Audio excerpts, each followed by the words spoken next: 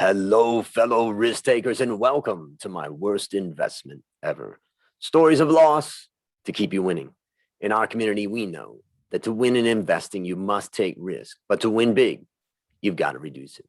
And I bet you're exposed to investment risk right now. To reduce it, go to myworstinvestmentever.com and download the risk reduction checklist I've made specifically for you, my podcast listeners, based on the lessons I've learned from all of my guests.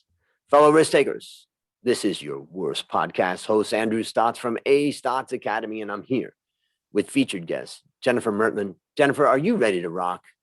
I think so, Andrew. Well, I'm excited to have you on the show. Let me introduce you. I'm going to introduce you to the audience. So, ladies and gentlemen, Jennifer Murtland is a licensed real estate agent and investor in Ohio and Northern Kentucky. She started her real estate career wholesaling pre-foreclosures and investing in rentals. She is the co-host of the Real Estate Fight Club podcast that focuses on battling through residential real estate topics.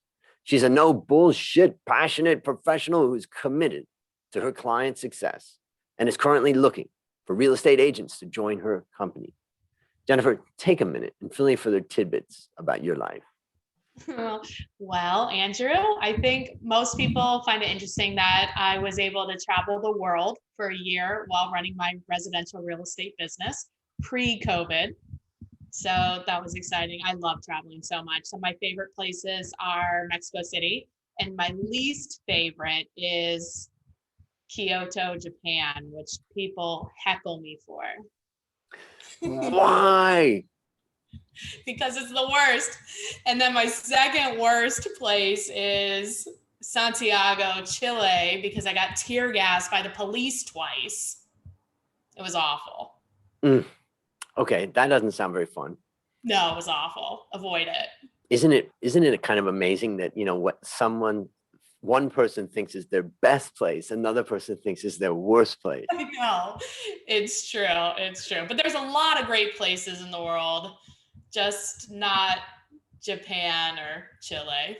And just out of curiosity, that's ultimately, it's the dream of most people, is to be able to have a business that's running and generating income while you're, traipsing about the world. How much work was involved when you were away? Were you like 4 hours a day emailing and doing all that, or what were you doing? Like 4 to 5 hours a day I worked. So I was coming off of working probably like easily 12-hour days and just burn out. And I was so burnt out, I had to leave the country for a year.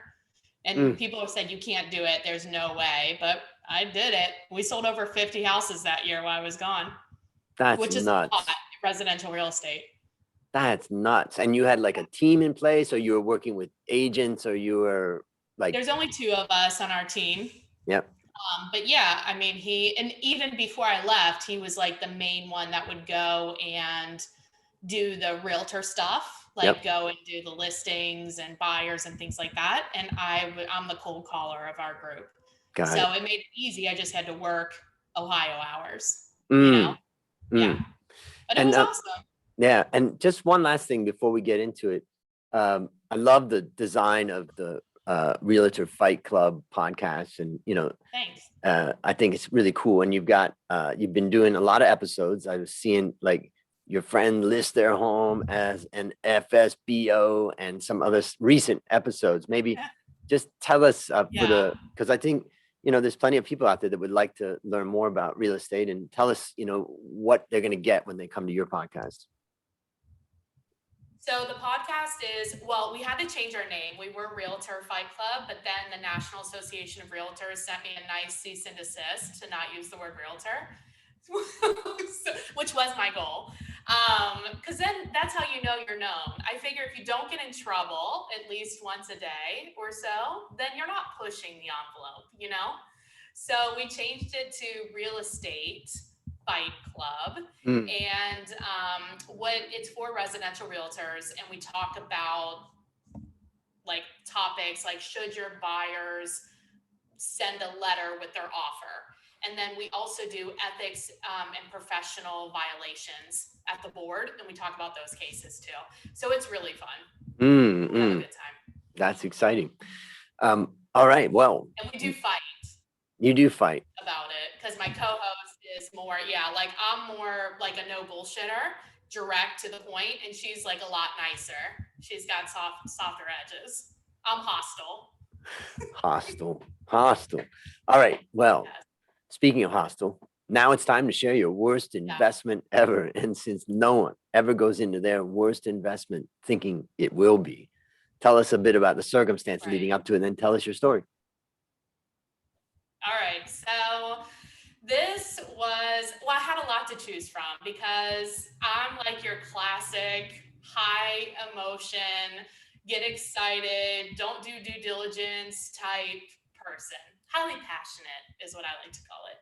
And so we were wholesaling pre-foreclosures, and this was 2008 when there was a lot of pre-foreclosures, and there was a lot of good deals. You know, like houses were going for not a lot of money, and it seemed like the numbers worked, you know. And I bought this, I was mostly buying single families. I bought some four families, but I wanted to get something bigger.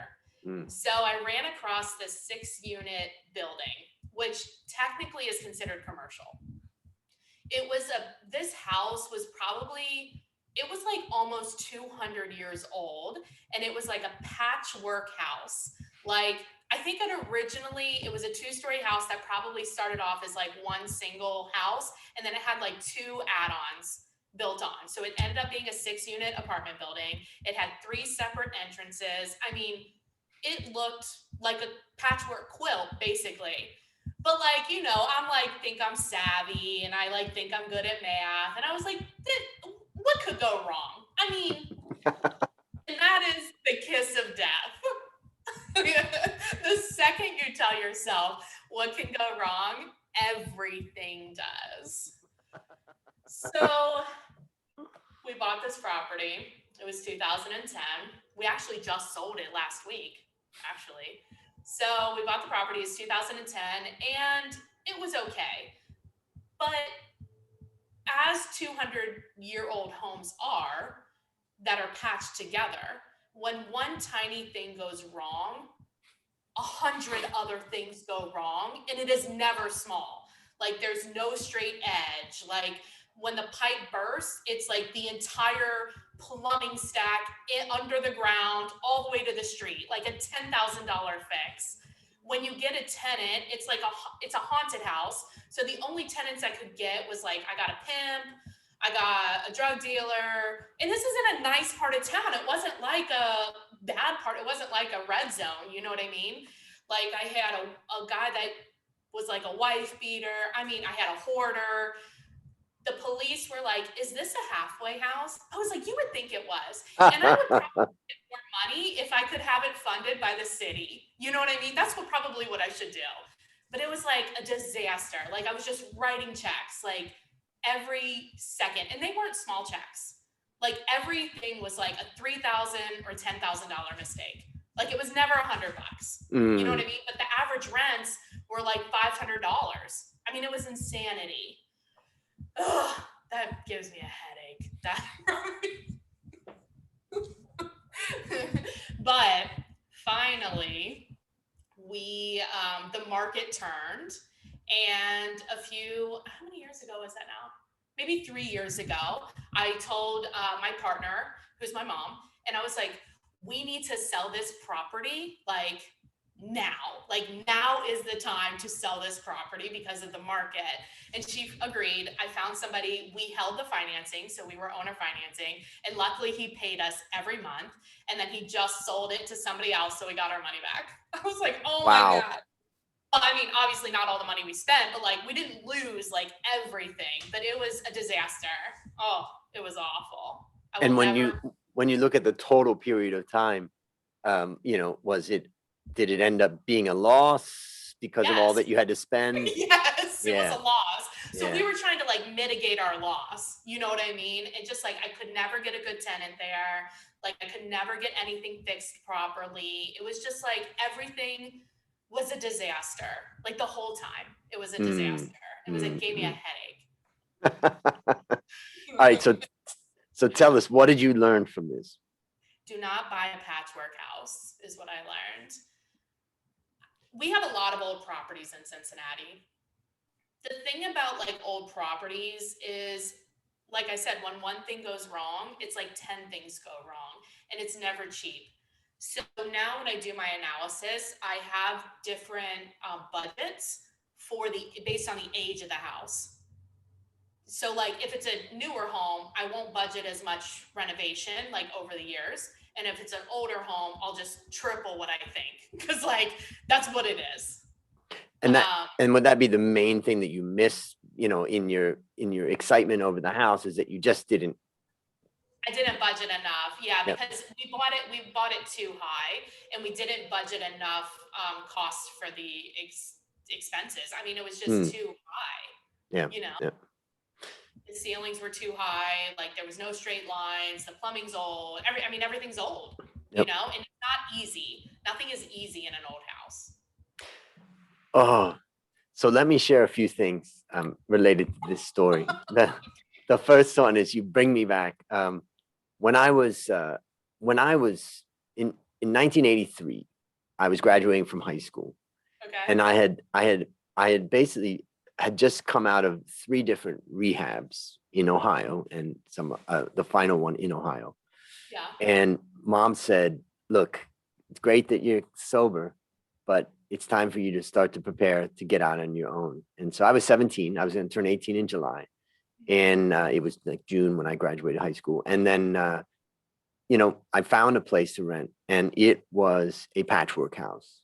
Was it? Yeah. And now, of course, I had no money. I was just renting a little room in there, and it was all for the Yeah, you were kitchen. probably one of my tenants. Were you the pimp Exactly. or the Yeah. drug dealer? Which one Yeah. were you? I was a recovering alcoholic. I could have helped you with the halfway house aspect of There it. you go.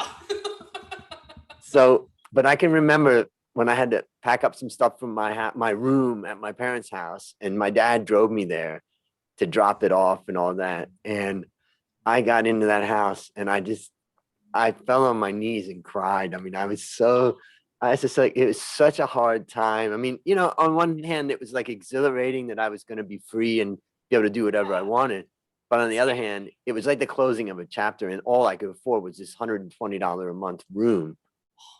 And it was just so weird. I mean, like my one of the roommates like tried to lock me in my room, like with a padlock. I don't know. It was just like weird. And then another one like started a fight, and next thing you know, I'm in a fight in the house.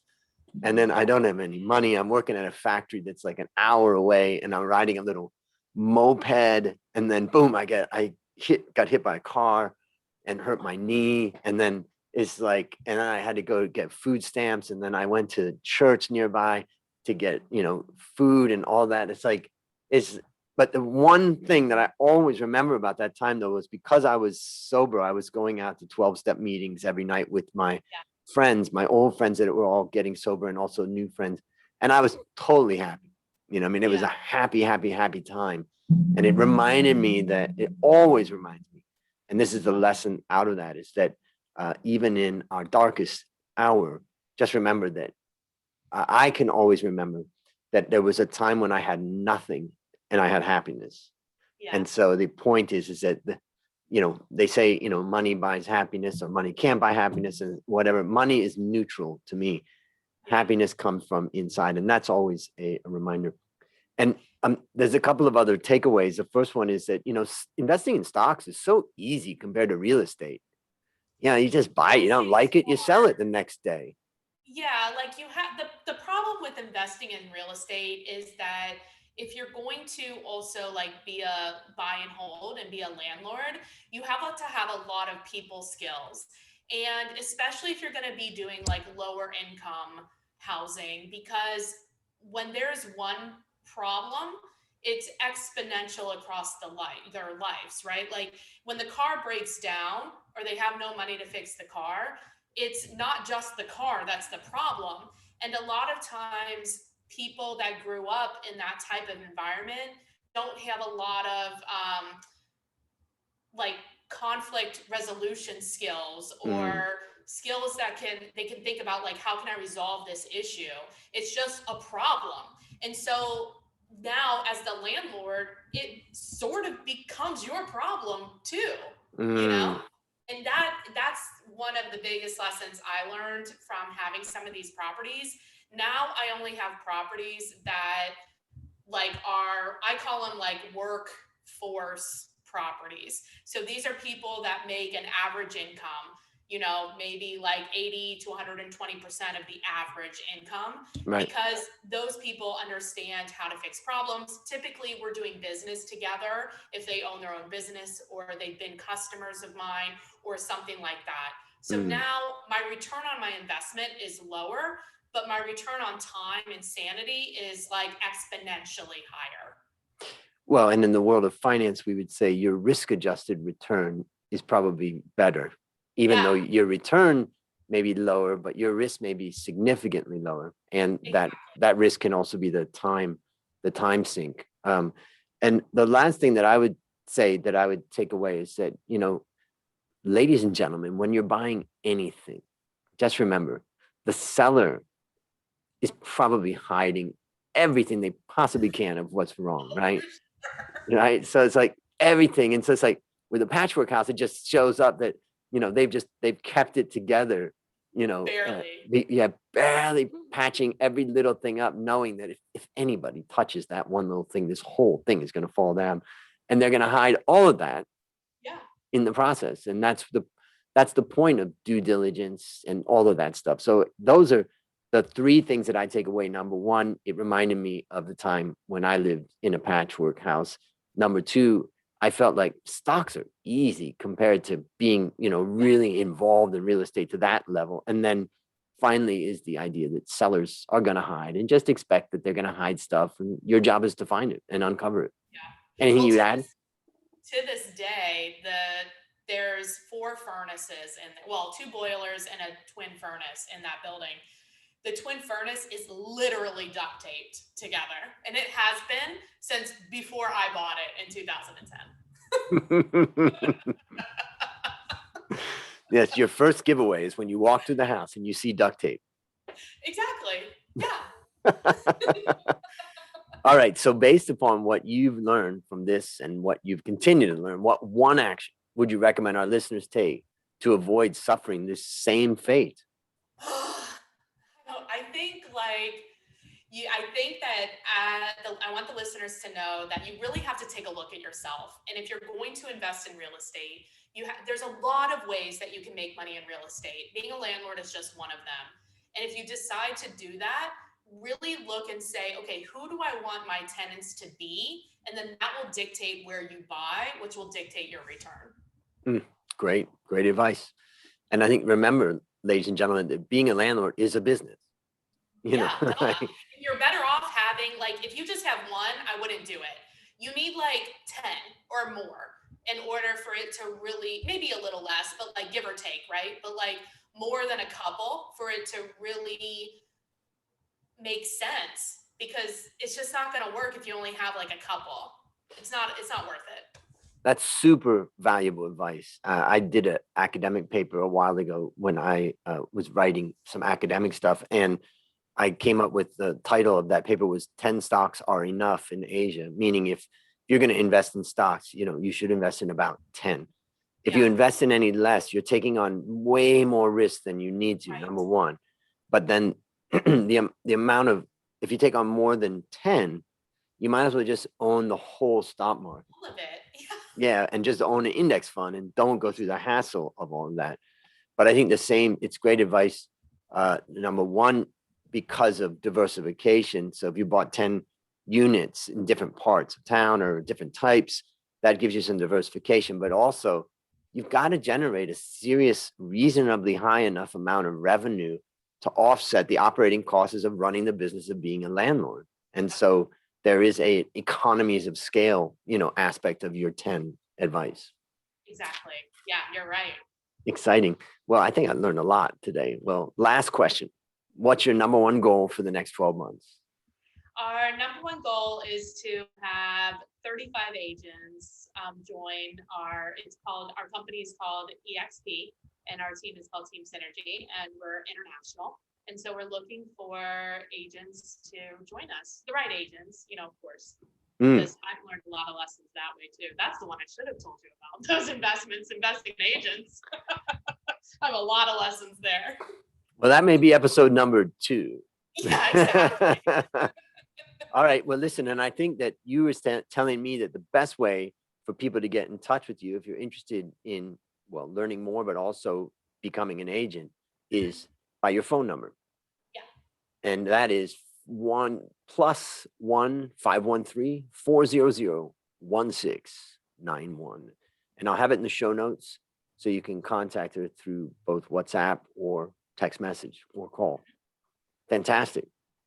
Well, listeners, there you have it. Another story of loss to keep you winning.